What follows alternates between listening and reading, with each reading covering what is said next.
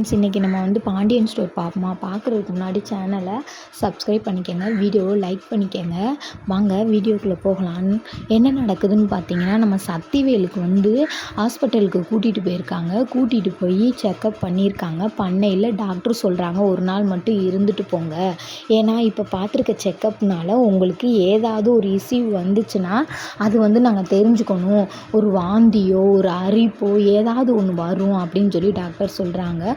அப்போ இவர் சொல்கிறாரு, இல்லை நான் இருக்க முடியாது, நான் வீட்டுக்கு போனால் தான் சரியாக இருக்கும் அப்படின்றாங்க. அப்போ கதிர் சொல்கிறான், இல்லை மாமா இருப்போம் மாமா அப்படின்றான். உனக்கு என்னோடய வீட்டு சூழ்நிலையை தெரிஞ்சுக்கிட்டே நீயே கதிர் சொல்லலாமா அப்படின்னு சொல்லிட்டு சரின்னு சொல்லி வீட்டுக்கும் கிளம்பி வந்துடுறாங்க.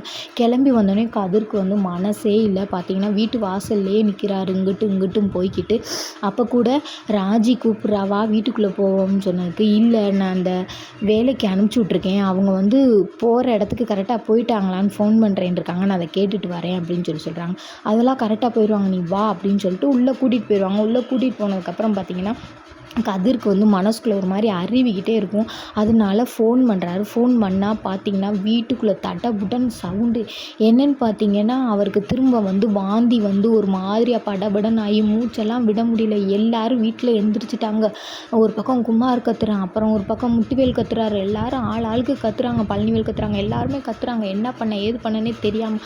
அப்புறம் கதிர் ஃபோன் பண்ணோன்னையும் பழனிவேல் சொல்கிறான், என்னன்னு தெரில, திடீர்னு பெரிய அண்ணனுக்கு இப்படி வந்துருச்சுடா கதிர், என்னன்னு தெரில, நீங்கள் கதவை மட்டும் திறந்து விடுங்க மாமா அப்படின்னு சொல்லிட்டு கதவை திறந்துவிட்டு விறுவிறுன்னு போகிறேன். உள்ளே போய் என்னங்க மாமான்னு கேட்குறேன். இல்லைடா கதிர் என்னன்னு தெரில, மூச்சே சுத்தமாக விட முடியலன்னு. கதிர் எல்லாரும் பிடிச்சி அடித்து வெளியில் தள்ளிடுறாங்க. கதிர் பார்த்திங்கன்னா அவங்க அப்பாவை கூட்டிக்கிட்டு உள்ளே போகிறான் அவங்க வீட்டுக்குள்ளே. அதோட கதை முடிஞ்சுச்சு.